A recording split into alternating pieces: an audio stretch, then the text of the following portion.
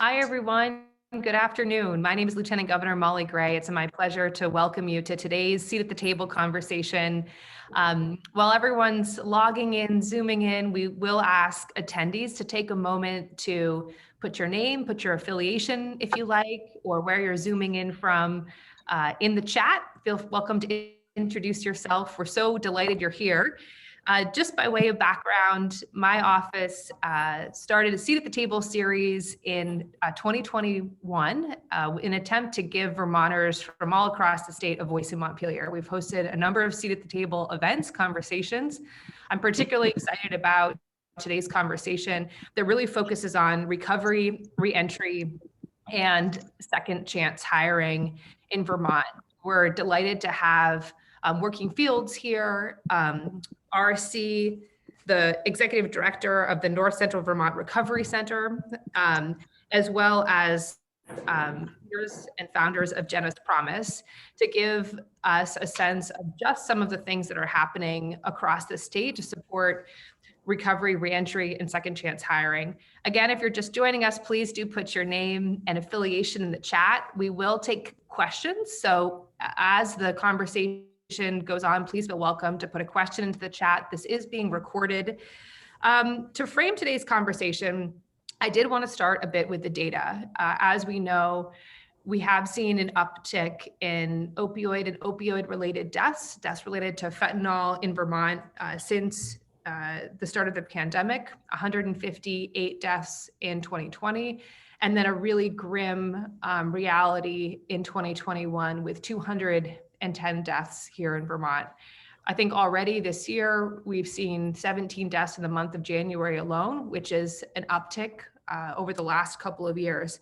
So today's conversation feels really important because of what we're seeing, but also because of what it means in our state to really drill down on destigmatizing substance use disorder, making sure that our community members, substance use disorder has impacted all of our lives in some way, at some point, at some time, a loved one, and to be able to not only focus on destigmatizing, but also focusing on everything we can to build community support for Vermonters when they reenter our communities and are looking to restart their lives. Prevention is not only about focusing on supporting individuals from using substances to begin with, but it's also about supporting individuals who are coming into communities working to restart their lives. So today's focus is on that prevention work, on the incredible leaders who are here, who have done tremendous work, and I look forward to turning the floor over to them. So without further ado, I want to begin with Greg and Gregory Tatro of Genus Promise. Greg, will begin with you. Please take a moment, introduce yourself, tell us your story, and tell us why you're here today. Thanks so much. So you're muted. There we go. We'll kindly ask you to unmute, and I'll ask our speakers who aren't speaking to mute just so we can make sure that Greg's got the floor.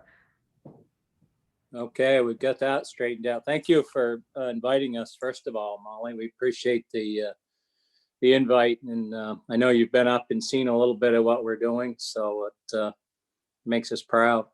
So I'm Greg Tatro, founder of Genus Promise, along with my wife, Dawn. Jenna was my daughter.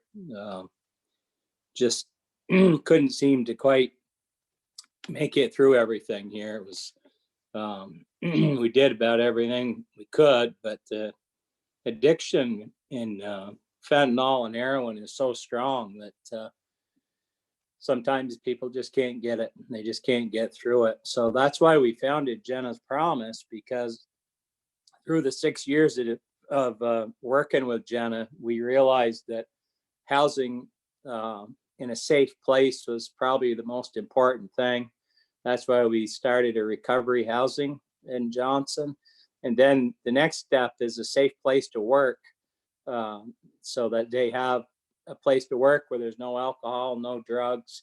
And and then the staff like Dawn and I, are the owners or the business people, they also need training too, because, you know, the first 6 months of recovery is tough. You know, these folks, their emotions are running wild, and it's really, really difficult for these folks. So they also need to be around people that are willing to understand that and support that. You know, they're coming out of a pretty deep hole, and not every day is going to be perfect. So we, excuse me, we've got 2 recovery homes now. We're working on a coffee shop in town that's going to give us another 8 beds over the top, and also a place for folks to work in recovery.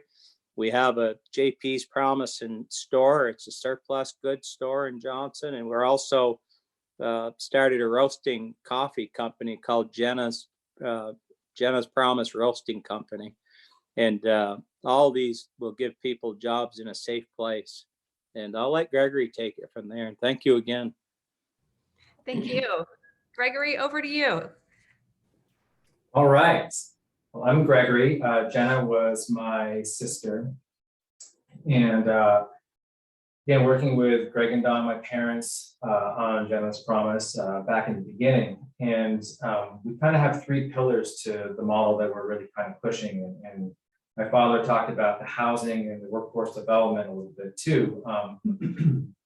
We have this social enterprise thing that we're trying to bring forth with the promising goods, the roasting company, as well as the cafe. But the thing beyond that is we're looking to help fill gaps for people. And so what we've seen is that oftentimes when people are just moving into recovery, a lot of the skills that they have atrophied, or since oftentimes people are younger when they're going through this, the skills that they might have acquired in their teens and 20s, essentially, they didn't have a chance to really be able to develop further. And so we're really working on life skills and soft skills to supplement the workforce development and the social enterprise that we're doing, and kind of helping with progressive work development, working with local colleges like CCB and the Department of Labor as well, help with internships and resume building, all trying to kind of do a broad swath and cover basically all the gaps that might be affecting a person. Further, all of these businesses that we're trying to work to bring together are helping to provide work experience to all people in recovery that are part of this program, but it's also cycling the profits back into our recovery program to help us be more self-sustainable. And we're trying to deliver a needed service in what's a rural economic opportunity zone in Johnson, Vermont. And so, you know, we used to have a cafe in town. We don't have that anymore. You know, additionally, we're working on getting a doctor's office set up in town to help bring that both to the community as well as people in recovery, and kind of help with some work internship as well. And so the goal is to help people in recovery, but also reinvigorate the town. And by bringing these, you know, old buildings back to life, by bringing these services back in. And then most importantly, we're helping to prepare people to take on a new career, either in this community or their own community, basically to basically help address the employment crisis that we're all experiencing in the state and across the country too. Additionally, our 3rd pillar is the Genus House Community Center, where we're bringing in the community as well as people in recovery to help them rebuild bridges. Oftentimes in their own lives, these bridges have been burned essentially. And so we're helping to help create new connections, build new bridges, and working with our friends at the Recovery Center as well, since we ourselves are not a recovery center, to help provide ongoing programs and help with that too. Thanks, Gregory. I think it was really good that you brought up the workforce challenges. I meant to bring that up in my opening remarks, and I think we all know, and I think that regardless of the profession, we are aware right now that there is a massive workforce crisis. So to see individuals coming out of recovery, coming back into communities, and not to have the full support they need to enter any number of the jobs. And I know that Mickey will talk about this work as well, but it's such a critical part of the mission, and obviously it's such an incredible service to the state as well. I did want to, on that note, introduce Haley Wilkinson. Haley, thanks so much for joining us. And I understand you're an employee at JP's. Is that right? I am, yes. My name's Haley, and a little bit about myself. I was born and raised in Lamoille County. I am in recovery for my addiction. Lamoille County is where I I guess while I was in my active addiction, I went away to get sober. Dawn and Greg helped me in the start of that. And it was really important, like going through my recovery. I did it out of town, and I was kind of nervous to come back to my hometown, just for the simple fact that, you know, I was still a little emotionally and mentally I'm still not really 100% better, right? You have a lot to work on emotionally, mentally. You block that out using like numb yourself. So I was nervous coming back, and I know that Dawn and Greg, they had a place for me, which made me feel a lot safer about coming back to Lamoille County. So I started working at JP's Promising Goods and going through recovery and seeing what they had. They have a sober home, right? That's how a lot of it's go. You go through residential, PHP, and then into sober living. What's amazing about this program is the fact that they have a safe environment for people that are trying to get back on their feet, just try to stay sober. A place for me and other addicts to go and to feel safe. I know when I was in Florida and I immediately had to go get a job to pay for sober living, and I was working in a restaurant where there was active use all around me and drinking all around me. And luckily I had accountability, so I didn't fall off, but it's a huge thing when you're in early recovery, how I guess that I'm not how weak you are, you know, if you're in a situation and you get overwhelmed or you have a situation presented to you, like whether you say no or yes. And in working with Genus Promise, there's a few of us that are in recovery. We have Greg and Dawn there to support us, and they're there for us to talk to. Having safe place when you're just trying to rehabilitate and get back into the real world and working on yourself, growing confidence. It's just an amazing thing to have support. Going back into the real world is scary. You don't have the drugs to like numb you anymore. You don't have the drugs to build you confidence anymore. So being able to take that next step, knowing that you are in a safe place is huge. I think it's something that all recovery communities should think about doing. And it was amazing that Greg and Dawn thought of that. The coffee shop, having JP's Promising Goods is also like a great way to end the stigma that addicts are horrible people. We have people coming into the store all the time inquiring about what Genus Promise is. And I'm able to express what I've been through, express what Genus Promise and what we're trying to do. And then people actually see me or see us and realize, okay, being an addict doesn't mean you're an awful human being. It doesn't mean that you're always going to be that way. It just means, you know, like Greg always says, we are sick people trying to get well. And it's important for people to see that in real life, instead of just hearing about it, you know, having that direct contact, the direct information coming from a recovering addict is huge. I just recently got 18 months sober, and I have to say a lot of it has to do with, thank you, having a safe place. I'm excited for the coffee shop to come open up. I do a lot of stuff with Genus House, host meetings. It's an amazing community that offers so much, and I'm so blessed and proud to be a part of it. And I can't wait to see what the future brings. Congratulations, first off, and thanks for sharing that. For those of you, for our listeners today who don't know about JP's Promising Goods, can you just say a little bit more about what it is? What's sort of what your day-to-day is like? Yes. So JP's Promising Goods is, Greg mentioned it, it's a retail store. We offer things from Band-Aids to small appliances to children's toys to toothpaste, all at a discounted price. We have larger things like refrigerators and washers and dryers, and now a furniture section. And I think it's a great way for the community to help the community. Like people are coming to us, supporting us in what we're fighting for. And we support them by offering lower prices. And like I always look back to like the Cheers where everybody knows your name. You just have this very personal, wonderful connection. And a lot of people that come into the store are just amazed and excited to see what we have to offer and what we're doing with the community. We're changing the Johnson name.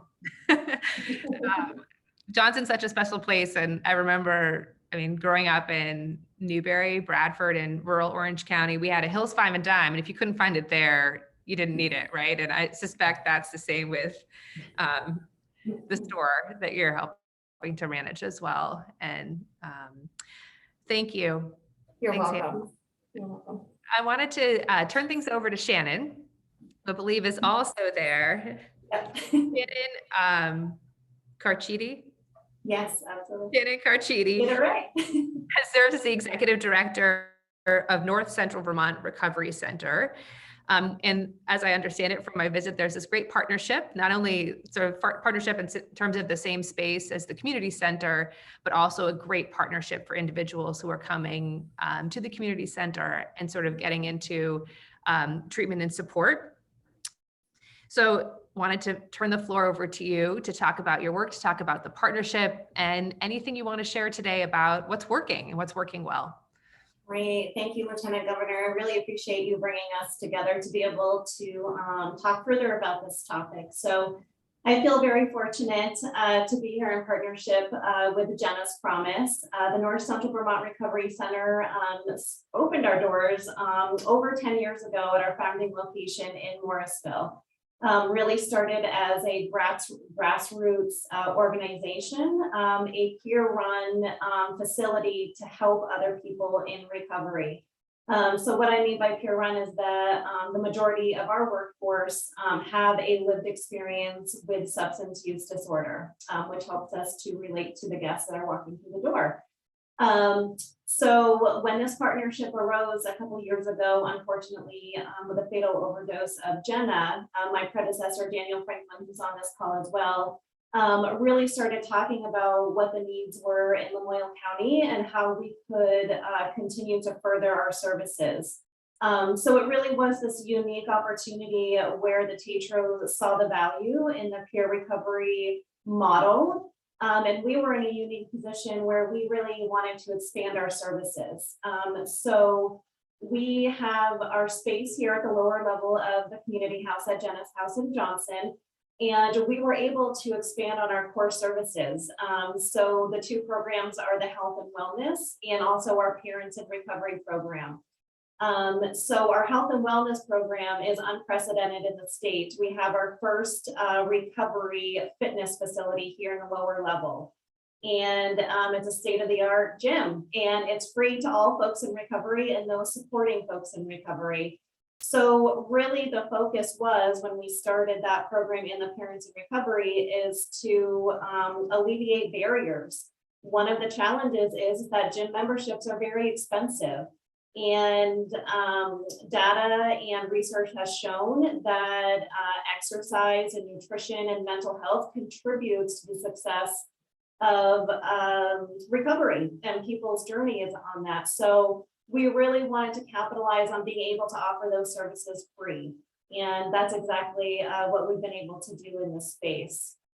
The other program that's here at Genus House is the Parents in Recovery program. So we have a phenomenal program manager who offers one-on-one recovery coaching for parents and also offers a very safe space for kids to come. So it's kid-friendly. There's a space where kids can come and color and play, and we have a playground outside. So it's just very welcoming and inviting, and it's a safe space for parents to bring their families here.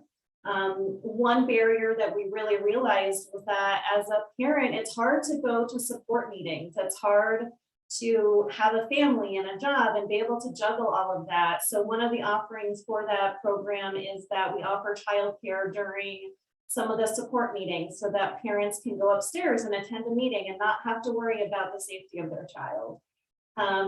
So really the partnership here at Genus House, I think it continues to grow. It continues to evolve as we complement one another. You know, the recovery center is focused on peer recovery and meeting individuals as they walk through that door. And of course, you just heard of all the other enterprises that Genus Promises has. So what we really focus on are community connections, community events. And so we've held some really great ones since we've opened the door last August. We've had a trunk or treat event where we opened it up to the community. In the pouring rain, I think we had about 150 people here. It was absolutely amazing. So again, and the amazing thing is that you can't tell who is in recovery and who's from the community. Our whole purpose is that we want everyone to come through the door so that the stigma of recovery is not present, that you should not be able to tell who's in recovery, that we're all commingling, we're all working with one another, and really working towards just building that connection with the community and having them be a part of what we're doing. And I think lastly, what I'll just bring up is really our efforts with recovery-friendly workplaces. I think that we're kind of touching upon that in all of the programs between Genus Promise and NCBRC. I work closely with a collaborations called the Working Communities Challenge, and I'm on the committee for recovery-friendly workplaces.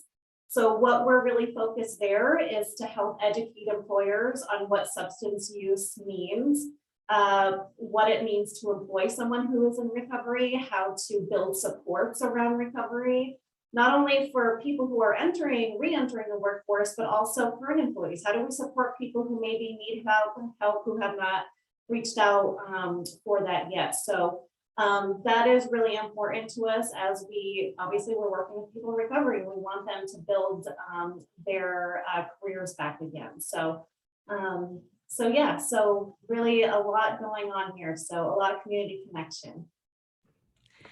Thank you, Haley. And I did want to ask about whether you mentioned the fitness center, the fitness and wellness center. I remember seeing that. I mean, just beautiful and awesome to see the peer-to-peer aspect of that through the Phoenix program, which I know is such a popular program for those in recovery, but also the childcare facility or area to support families so that parents can feel really comfortable coming and knowing that there's no barriers and removing obstacles to getting into treatment or coming together.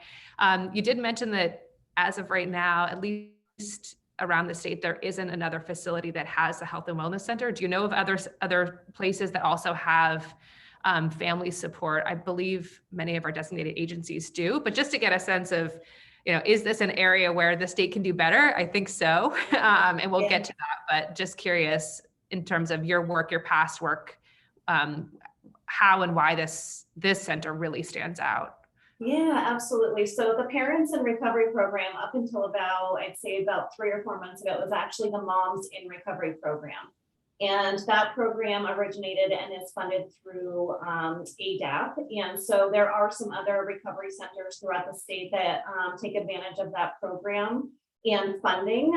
So my program manager here, she meets monthly, I think with about 6 other program coordinators right now.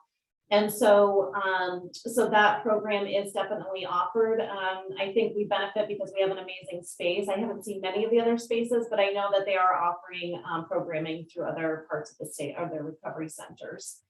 And as far as the health and wellness goes, I do know that a lot of my colleagues from the other recovery centers, they do offer health and wellness offerings. But I do think that the gym, the actual fitness facility, is probably one of the first in the kind. I do know that, some of my amazing directors throughout the state, they do offer some, like we offer yoga and they're doing meditation and all these group offerings. But I think that here at the community house in Johnson, we are really benefiting from the space here. I mean, having state-of-the-art, treadmills and all of the equipment that everybody can use is to have that funding and those donations and continuing that work is really phenomenal. Like focusing on what it means to come into a gym. Some people have never stepped into a gym. So what does it mean to actually explore what does your wellness? We want to create unique plans. that when someone comes in the door, we're not going to say, oh, you're going to run 5 miles. Like, we want it to work for you, and taking those small steps to what your recovery looks like. It's really incredible. I think the more legislators and leaders that can get up to Johnson to see it, the better. Thanks for sharing that. I think it's a really good transition also to Mickey Wiles, and who's a founder of Working Fields. Mickey, thanks so much for joining us today. Mickey, you're such a leader and trailblazer, and I think your work to really help connect employers and recovery coaches and career coaches with Vermonters reentering communities is just remarkable. So excited to have you here. I know you've been honored a lot recently for your work, but also take a moment just to honor you for all the work that you're doing in the state. So the floor is yours. Thanks for making time for us today. Thank you, Lieutenant Governor. Appreciate that. But also, before I get into it, I'd like to just say that there are also a lot of great champions of recovery and reentry services here in the call today, in addition to Genus Promise and North Central Recovery. And I apologize if I missed somebody, but we have Vermont Works for Women, Mercy Connections, Clean Jams, Recovery Vermont, VTC, VSAC Gear Up, and we got employers like Gardner Supply attending as well. So, there's a lot of people doing some really great work here in Vermont to help all of this. And I certainly appreciate all of those efforts. So talking about what we do, a lot of times when we talk to employers, we will hear from the employer that they're struggling finding employees. And when they find them, they're having a tough time retaining them. And when they have absentee issues, and they may have no call, no shows. And sometimes you live in here that, it's not like it used to be. People don't like to work like they used to want to work, or that they could tend to be lazy in their efforts. But the reality is that most people who are looking for a job do want to work, and they want to be successful, and they want to contribute to society, and they need financial income to be successful. But individuals who are in early recovery, coming out of incarceration, or maybe just have a life of generational poverty and environmental backgrounds that make it really difficult, and maybe they're not engaged in substance use addiction, but it's all around them. They have a bunch of underlying issues that they need help with. And it's difficult to go to work and have to worry about where you're going to be sleeping that night, or can you pay the rent for next month? Or how am I going to get there? What's the transportation issues? Or what's the childcare solution? Or how do I deal with the family that I'm living with, and just with how they're bringing me down, the relationship side of it. I mean, there's so many different underlying issues that individuals have to have challenges in it. And employment is trying to hold a job down can be difficult. And so one of the solutions is a supportive employment model, and it's supporting people in their efforts as they're working. So, at Working Fields, what we do is we work with employers. We put people on assignment for jobs that they need, just all the many jobs that are remaining unfilled. And then through strong account management and peer support, peer coaching, we're able to support them throughout the time that they're working and on their assignment. And that looks different from that looks different with every individual. Every individual is different. And much of what we do is working with resource connection. We're helping individuals navigate the systems that are there, the services that are there, organizing what's a priority in their life and what they need to do, dealing with the crises first. And by providing that support, we're giving individuals a better chance of success, of having a better chance of success of being able to maintain and hold on to that job and deal with the deal with those underlying issues. And we're helping employers fill some of those employment gaps at the same time. I mean, it's critical to our economy. It helps us on all fronts to support individuals who need the most help. And that's really what we do. And we have a model that I'd love to share with people if they don't know about us already, and they can learn more. But we do have one of our peer coaches is with us today, Jason Siegel, who's been with us for a few years now, is one of our really top coaches and has helped literally hundreds of people in the amount of time that he's worked with us. And the whole thing about coaching is the longer you're doing it, the better you get. And there's a lot to learn.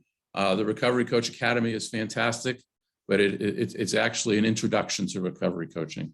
And there's so much more that can be learned. And Jason has done that. And he is going to share one of his experiences that he had with us today. So take it away, Jason. Thanks, Mickey. And thank you, Lieutenant Governor, for allowing me to be here today. I really appreciate this opportunity. It's great to hear from everybody that we've heard from.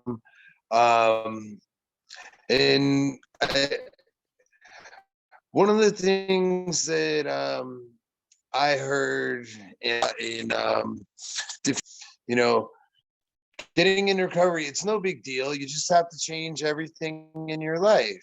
And that's very true for a lot of people, because it's getting into a different life altogether. And it's doing things that a lot of people that I've worked with really just don't have any experience with. One of the people that I've been working with the longest, his name is Joe.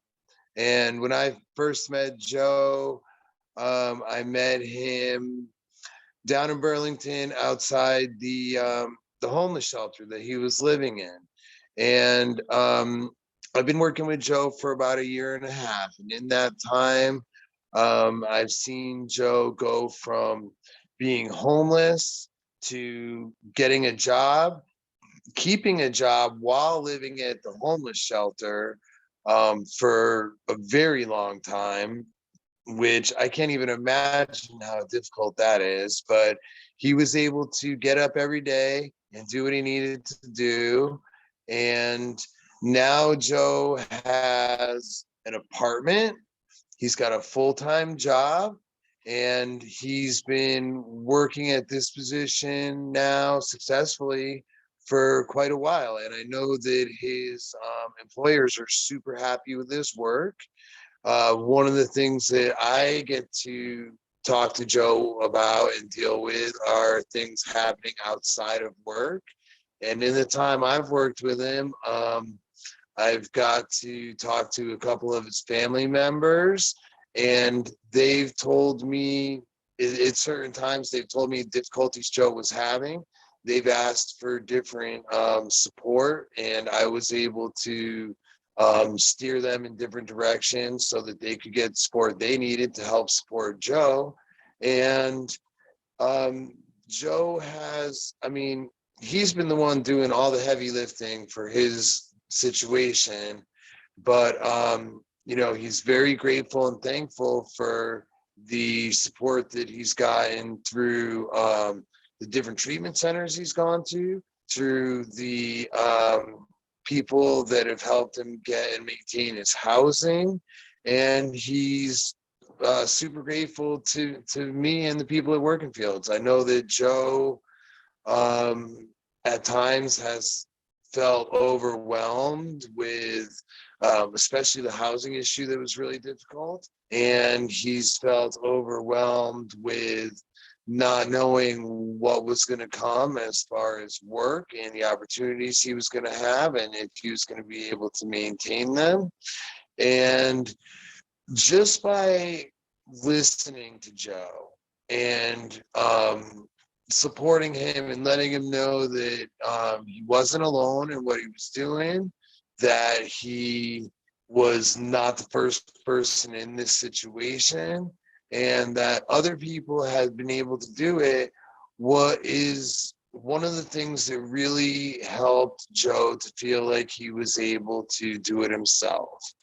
And now Joe is getting to the point where he is a great story of success in this period of his life. I mean, going from living on the streets with a garbage bag that had everything he owned in the world in it to having his own apartment and getting a paycheck every week, having his employers be very happy that he's there and working for them is a gigantic transformation. Joe is somebody that literally did that. He changed everything in his life. And now he's able to be a success story that can be shared with other people that are going to be in Joe's position and hopefully able to change everything in their lives. So I thank you for letting me share that about him. Thank you, Jason. And I feel like you're quite humble. I mean, to be able to help Joe and so many people with a lot of different challenges and trying to be there as a peer coach and a supportive person, especially during the pandemic, I suspect posed a lot of challenges. And I'm curious if I may just put you back on the spot for a moment, like what has been the biggest challenge with the pandemic, and how have you adapted in your peer support or peer coaching model to sort of account for a lot of the challenges this situation has posed for you and for working fields? I would say the biggest challenge, honestly, was being able to stay connected to people when everybody was kind of walled off from one another. Before the pandemic, I really didn't know anything about Zoom calls or being able to do things on this kind of level, but the creativity of people being able to figure out different ways to stay connected, and the willingness of people to adapt different ways to make sure that people didn't fall through the cracks and that everybody was getting what they needed. I think is the biggest thing, being able to keep those connections. Takes a lot of creativity and trying to figure out, making sure folks have phones and have access to broadband, which I know that's not necessarily why we're here, but it's also a big part of the picture, in addition to housing, which we could do a whole other seat at the table, and we should, on housing in Vermont, especially for folks reentering communities. I did want to make sure also to echo Mickey's words about all of the folks who are here today. Again, today is really about highlighting two examples of incredible work that's happening across the state, but I know leaders on the call today who have joined are also doing incredible work. I'd love to open it up for questions. So if any of the attendees have questions, please feel free to put it in the chat or raise your hand. And while you're doing that, I'd like to start with a question just around employers. And maybe this is one that Mickey, you could touch on, also Haley, or if anyone else wants to jump in. You've all worked with lots of different employers trying to help them be ready to employ individuals reentering communities.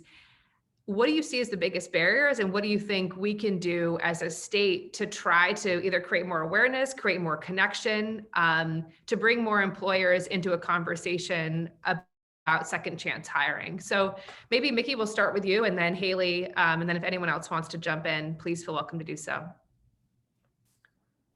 Yeah, in terms of employer, I mean, the biggest barriers to get people to work is transportation, housing, childcare. Those big ones are all the big issues. But in terms of employers, the number one challenge with employers is stigma. We've made a lot of progress. There's no doubt about it.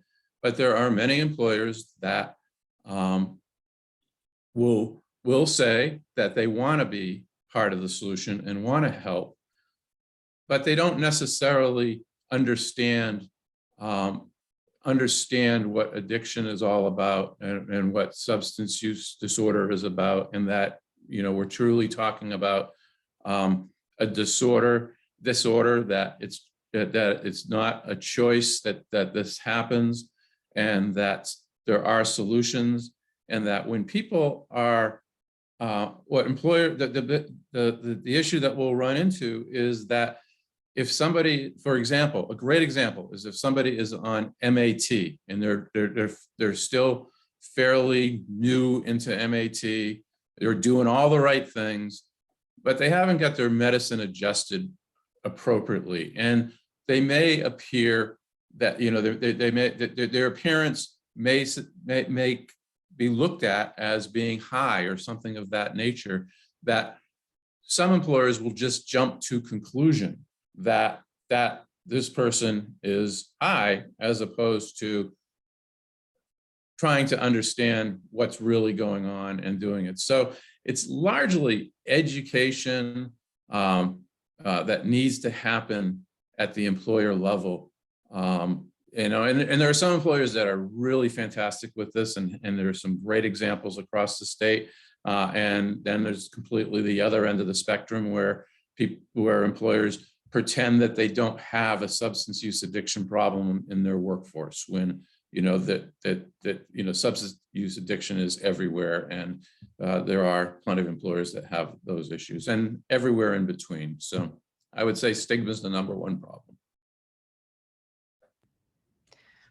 Haley or Gregory, anything to add? Or I personally believe that the biggest stigma is just the unknown. You have employers that just aren't aware and don't know what it's like on that person that has an addictive personality. When you're in recovery, things come up like anxiety, a lot of other mental health concerns, and I feel like it's really hard for the employer to sympathize or understand what that means. So really, it's just the knowledge. I do think that in my previous experience, I went through a situation where I was in active addiction at a job. I was a bank teller. And luckily for me, my manager also was in recovery. That's things in the workplace you don't necessarily talk about. Now, what we're doing and how recovery is becoming this big thing in the state of Vermont, I think you're gonna find that it's a little easier to talk about addiction and being in recovery. I just know that what I think is what the biggest blocker or the stopper is that people just don't understand it. And I think the more that we talk about it, maybe trainings that bigger companies have to go through, so they're prepared and not blindsided.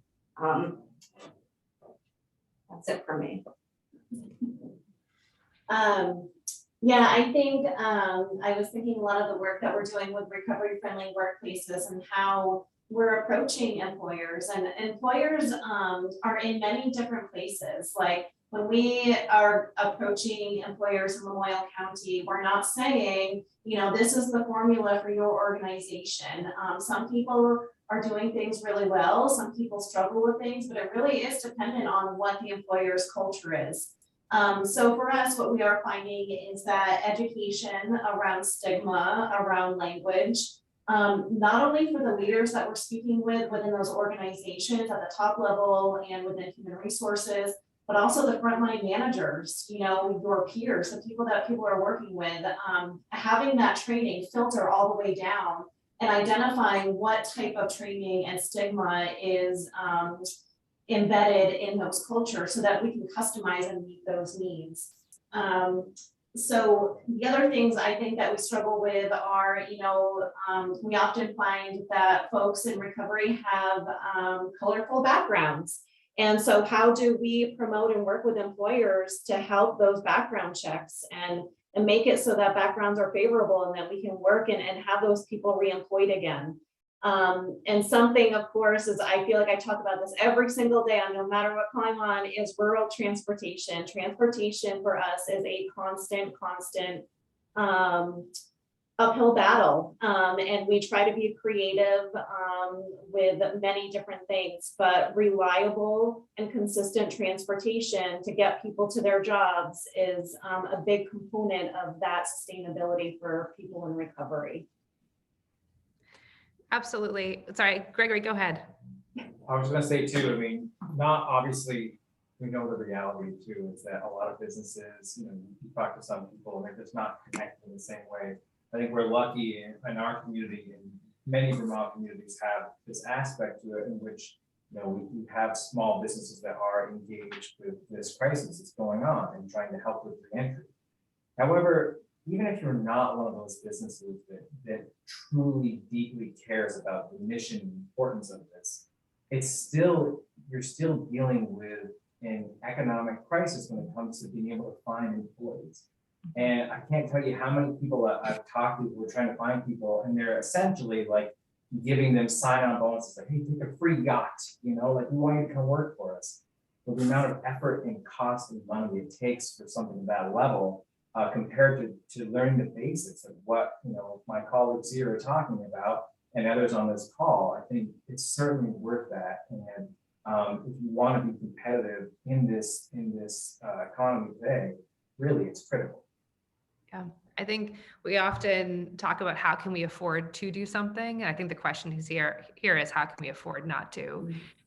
And I recognize we're having this conversation about the actual connection to an employer for an employee. But the reality is that it's kind of a funny conversation to have where we don't have good access to rural transportation. We don't have access to housing, which, I mean, our housing crisis is prolific, and it's prolific along every part of the housing spectrum, from assisted to independent living to just basic access to workforce housing. And the same is true for childcare. So building that landing pad and that community of support around anyone, but particularly those who are reentering communities, is so important. I would think I'd be remiss if I didn't also mention how our criminal justice system right now and the technical violations of probation and parole really continue to set up Vermonters for failure, where we say you have to get a job and you've got to find housing, yet we don't have access to transportation, we don't have access to housing. So it's really not a functioning system that realizes the complexities and the challenges of especially reentry into rural communities in Vermont. I did want to move to Benjamin Lerner's question in the chat, and I'll do my best to summarize it. So Benjamin, stick with me here. The question is, what are your thoughts on state-sponsored or funded vocational training programs and educational programs that are specifically designed with the aim of helping people in early recovery attain the necessary qualifications to find employment in their chosen field? Is that something the state legislature would be open to working towards? As your Lieutenant Governor, I would say that I am very supportive of all efforts right now to invest in workforce training, be it through our technical and vocational centers, our CTEs, or our technical schools. CCV, we had an incredible effort at one point during the pandemic where individuals could take a CCV course for free, and the number of people who signed up for that just went through the roof. And so in this moment where we have so much workforce need and everything from retail workers to electricians, plumbers, you name it. I know Vermont Works for Women and a number of organizations are doing a lot of work to retrain and reskill. But personally, I think this is one of the best areas of investment we can make as a state right now, in addition to some of our housing and childcare investments. But I would be really curious to hear from Mickey or Jason. Are you doing anything to combine sort of linking potential employees with employers to also bring in some training there? Or where do you see opportunities to bring that into your work, or where that may be working well already? So the number one issue with training and working is that people are working because they can't meet their basic needs. And be able to take the time to participate in a training program, they need support for that.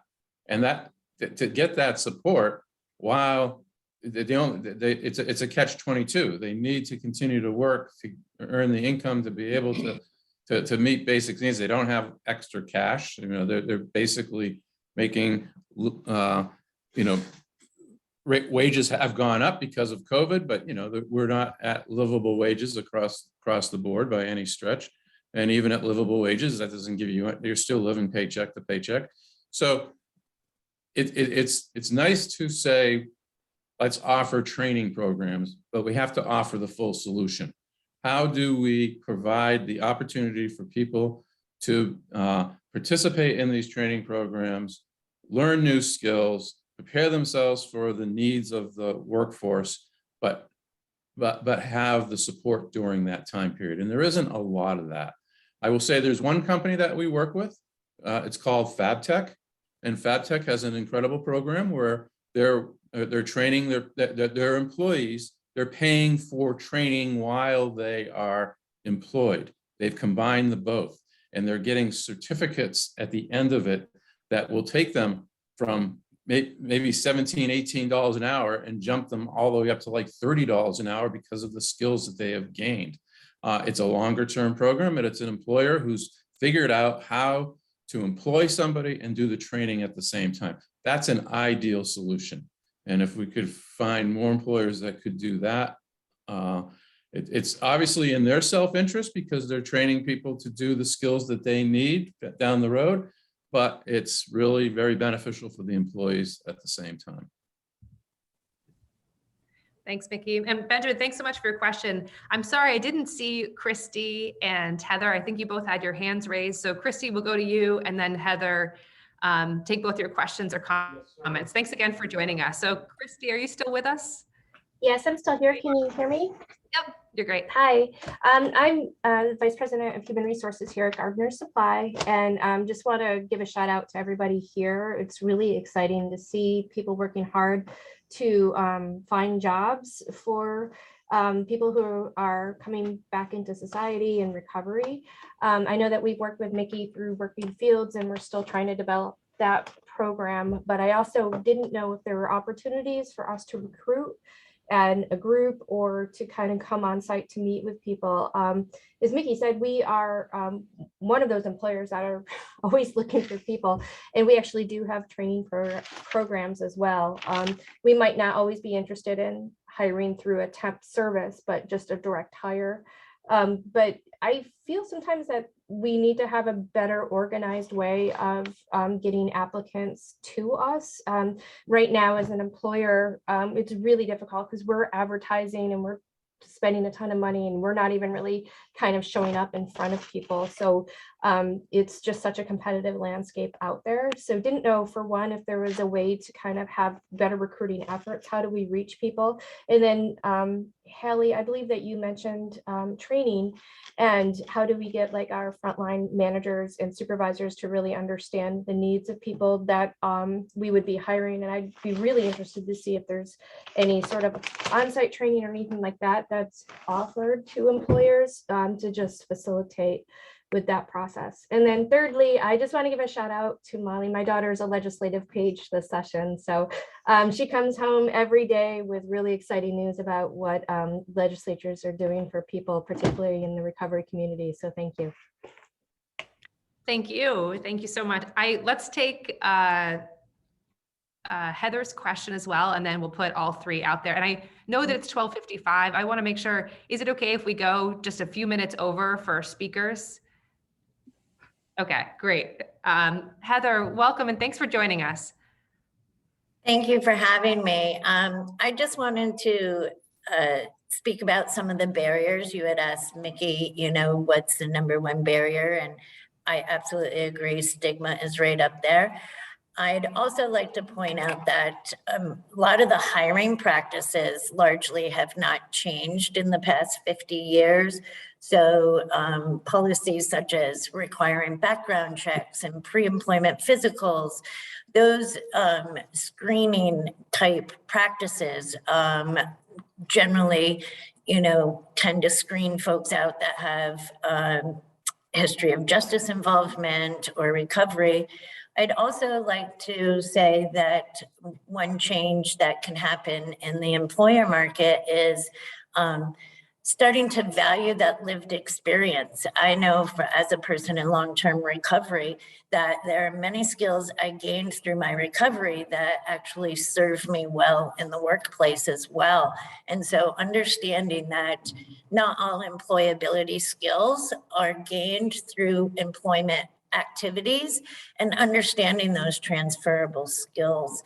And then lastly, to speak a little bit about, the training piece, I know a big barrier of clients that I work with coming out of incarceration is if their profession requires some sort of licensure, there are a lot of policies that prevent folks from gaining that state licensure if they have justice involvement history. So on the legislative front, if legislators could look at redesigning some of those policies, I think it would go a long way in getting folks into the careers that are meaningful to them and also help the communities thrive. Thank you. Thank you, Heather. And I love what you said about lived experience. And that's true for everything, right? It's true for running for office. It's true for serving as lieutenant governor. It's true of serving as a legislator. It's true as for being an employee in so many different places where we need a diversity of lived experience. And that's good for business. That's good for government. So I was thinking that we would close with each panelist today, if you'd like, answering one or both of the questions that were posed, better efforts to recruit on the recruitment question, or on-site training, if you'd like. I personally think that both of those areas are ones where the Agency of Commerce and Community Development, we have some programming, but we don't have enough, and that there should be a role for the state to help provide training or support training, but also to support strengthening these connections between employees and employers, but specifically Vermonters coming out of recovery and reentering our communities.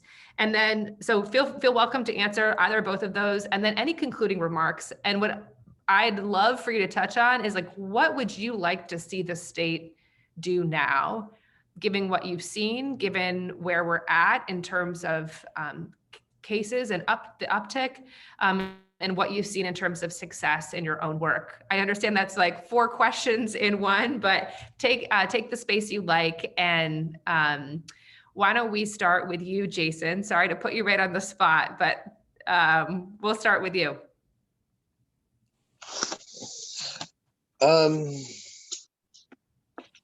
I don't, can you just phrase that a little different for me? Yeah, sure.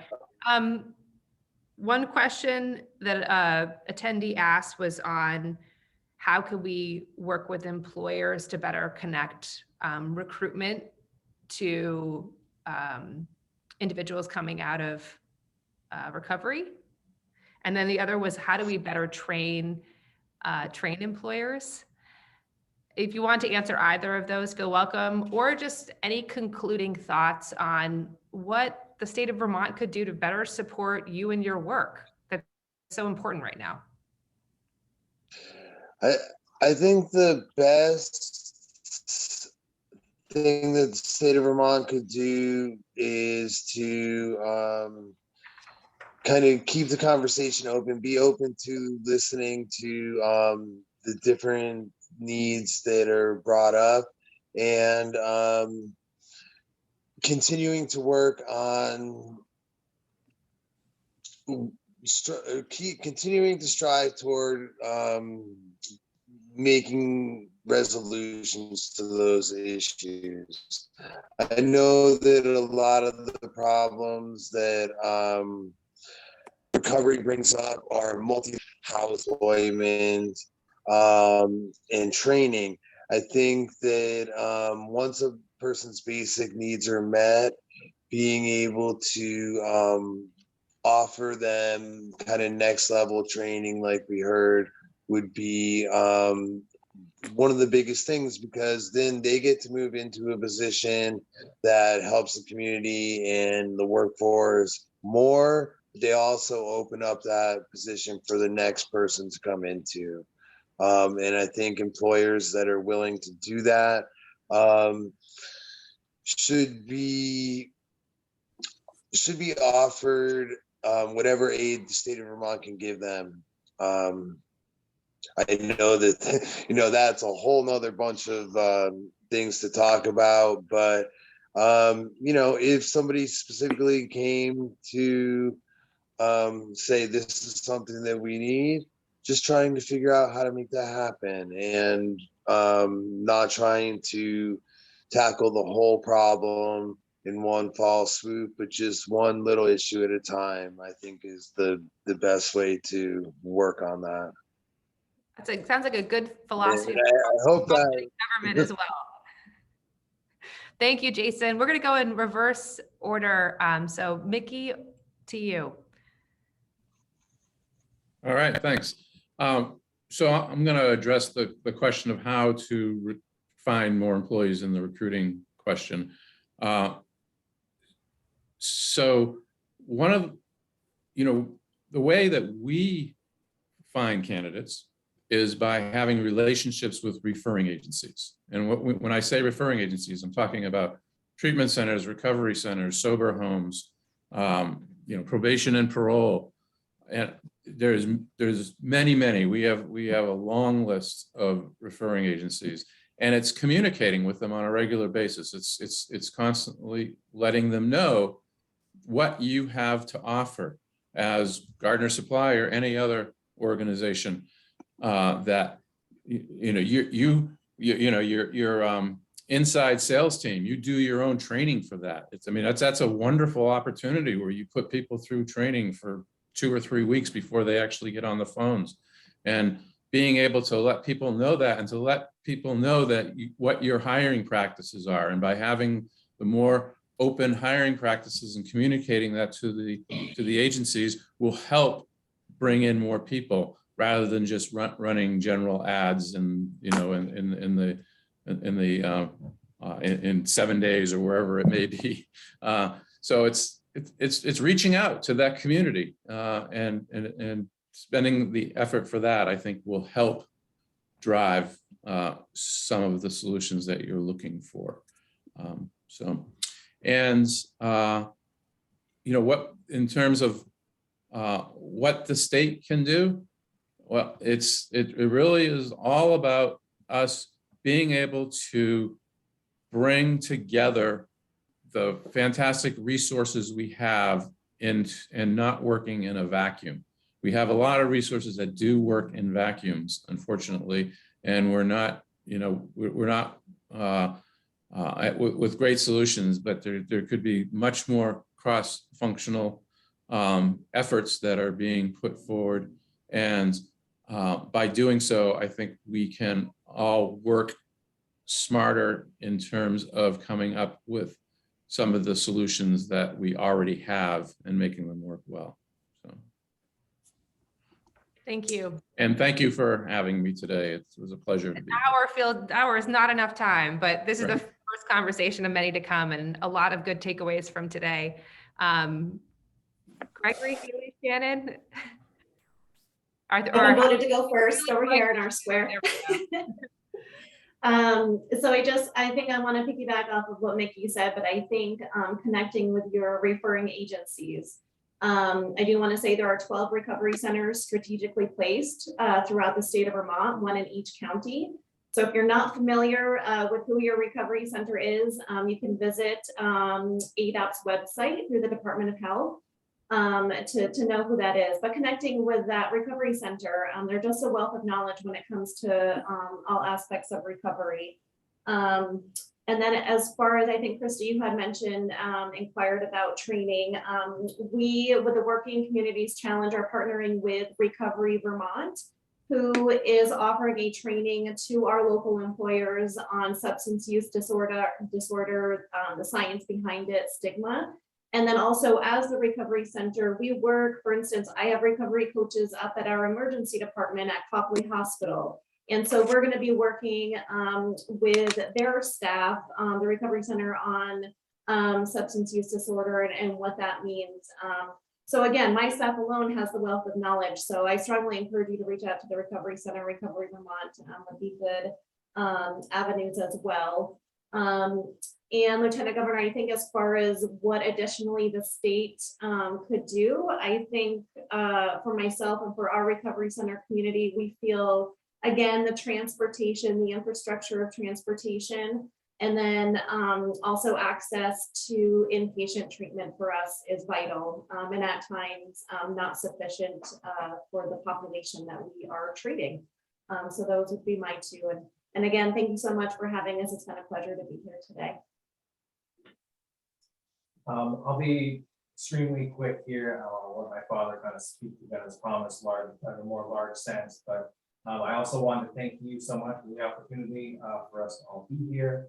And we're so thankful for this chance. I do think that this moment that we're all kind of in collectively is an important one. And I've spoken about this a little bit recently, but I think it's really critical for us to realize that we're kind of at a hinge point, I think, for the substance use disorder crisis that we're all going through in this state. And so it's moments like this where the decisions we make can help set the path for years and decades ahead. So often I'm seeing people like Shannon at the Recovery Center do incredible work, but the recovery centers are so underfunded. They desperately need help because they are doing more and more because the need is greater with less and less.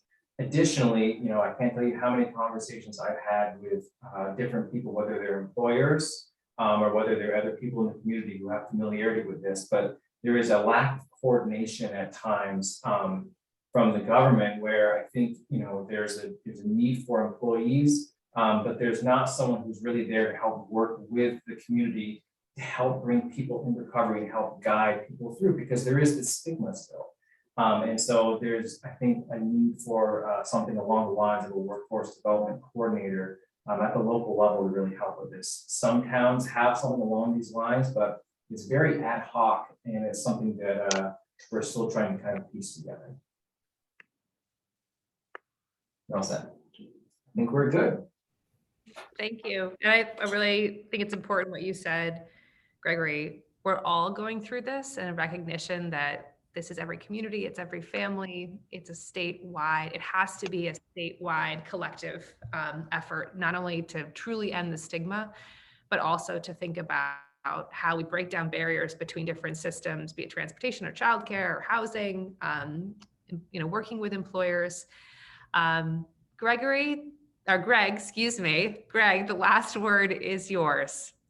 Oh, thank you. Excuse me. I think it'd be good if we could almost have a handbook for common training for employers, I mean, because not everybody knows how to deal with people in recovery, and it would work good for both sides, the employer and the employee. I think that would be pretty important. And we've been in business since 1956, and I've been running our company with my wife since 2004. And basically today, you hire 10 people, 2 people are probably going to make it through. So when we talk about people in recovery, my guess is it's not much different. Maybe it's a little better. You're still going to have a 20 to 30% that are actually going to follow through. So why wouldn't we give these people a chance? Because I bet you that it'll be the same. And I've seen people. My wife is always telling people, and I think it starts here, that we believe in them. And so many people say, nobody's ever told me that. And, for these folks that are trying so hard, just those simple words can make such a difference. So I think that's very important. I also think a background check is a good thing personally. And when we have people come in our business that admit that they've had some trouble and they're in recovery, that we want to hire them. That's a good green light for us, because there's people in your company now that are using that you don't know. Wouldn't you rather have somebody in recovery working for you? So there's so many good things that we can support these folks with. And I don't know. To me, I guess what I'd ask out of the state, I think transportation's a pretty big thing. I agree with, when you come out of incarceration or inpatient and you send them back to the same place they came from, they're probably not going to succeed. So you got to have some housing for a short time so they can get on their feet. I think those are the most important things. Thank you. And thanks for putting this all together, Lieutenant Governor. Absolutely. Absolutely. Thank you. And I want to close by just honoring your work, the leadership and work of all of our panelists today, and also everyone who joined us on the call. To Vermonters in recovery, we see you, we hear you, we're here for you. And this is all of us together coming together to really lead the nation and making sure that we get this right. And to use Gregory's words, that this is a critical moment and we can make some really significant changes. So I can't wait to get out of the State House and to get out on the road and come see you all. Thank you again for all your work. And the Seat at the Table recording will be available if you want to share it with members of your community. And we'll certainly work to capture a lot of what was shared today to see what we can do to amplify your voices, amplify your work, and see where we can push the needle on legislation and funding down the road. But thank you again, and we'll see you all soon, hopefully in person. Take care.